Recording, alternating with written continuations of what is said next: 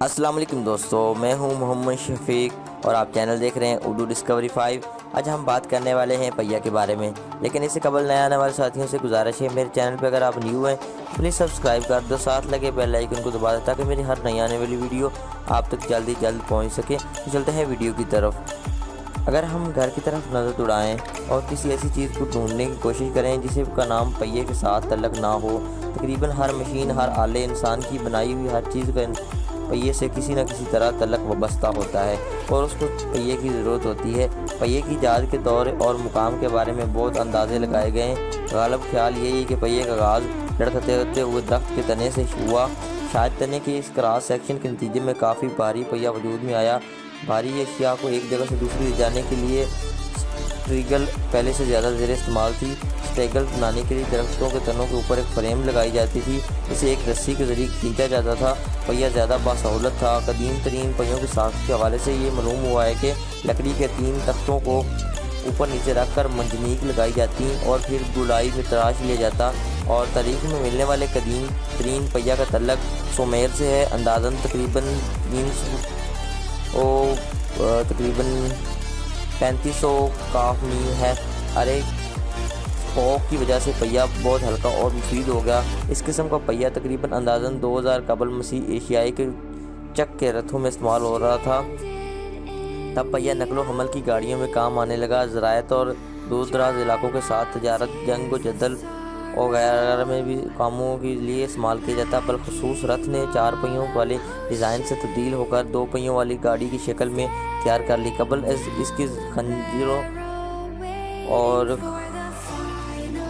قبل از اس سے میں خچروں یا گدوں کو جوتا تھا۔ اس گھوڑا کا گاڑی کے مختلف حصوں کا وزن آہستہ آہستہ کم ہوتا گیا اور رتھوں نے جنگ کے طریقوں میں زبردست انقلاب پا لیا۔ قبل مسیح زمانے کے ہندوستان میں آریاؤں اور اناتولیہ کے خطوں اور مصریوں نے ان جنگ رتھوں پر بہت زیادہ انحصار کیا۔ چین سے لے کر برطانیہ تک ہر جگہ جنگ رتھ نے تباہی پھیلائی۔ آخر کار سکندر اعظم کے دور میں اس کی جگہ گھوڑا سوار سالے نے لے لی۔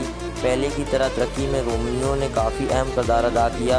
انہوں نے وسیع سڑکیں بنائی، سلطنت کی تعمیر اور انتظام کے لیے پیغام رسائی اور آمد و رفت کے طریقوں کے ضرورت کو پورا کیا۔ یہ سہولت جنگ اور تجارت کے لیے بھی بہت زیادہ مفید تھی۔ سڑکوں کی وجہ سے ان میں سب سے چیزیں ترقی کی طرف گامزن تھیں۔ رومیوں کی تعمیر کردہ سڑکیں صدیوں تک قائم رہیں۔ درحقیقت ان میں سب کچھ سڑکیں برطانیہ میں بھی اب بھی استعمال کی جاتی ہیں۔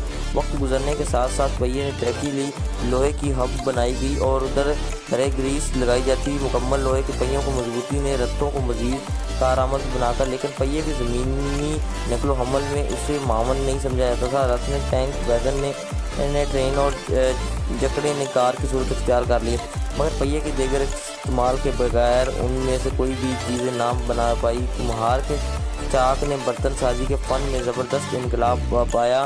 پر یہ بتانا ممکن نہیں ہے کہ چاک کس دور میں بنایا، لیکن اس کی قدیم ترین صورت تقریباً 3500 سال قبل مسیح کے میسوپوٹیمیا میں ایک موجود تھی۔ اس دور تک ایک گھومتے ہوئے پہیے پر مٹی کا گولا رکھ کر ہاتھوں کی مدد سے اپنی مرضی کی صورت دینا ممکن ہو گیا۔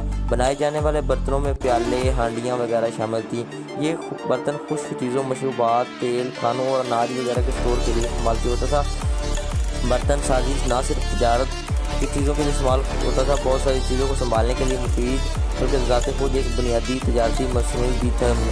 مختلف تہذیبوں نے بحری جہازوں اور گاڑیوں کے ذریعے برتنوں کا لین دین، تاہم پہیے کا ایک اہم ترین پہلو یہ سادہ سی حقیقت ہے کہ گولائی میں حرکت کردہ، اختیار کردہ لایا گیا ہے اور اس سے مختلف کام کے لیے کیے گئے۔ مثلاً قدیم ریٹوں میں کنوؤں کا پانی برتن کی سے ایک لاپرواہی کی وجہ سے بنایا جاتا تھا۔ یہ برتن ایک بہت بڑے پہیے کے ساتھ بندھے ہوئے ہوتے تھے۔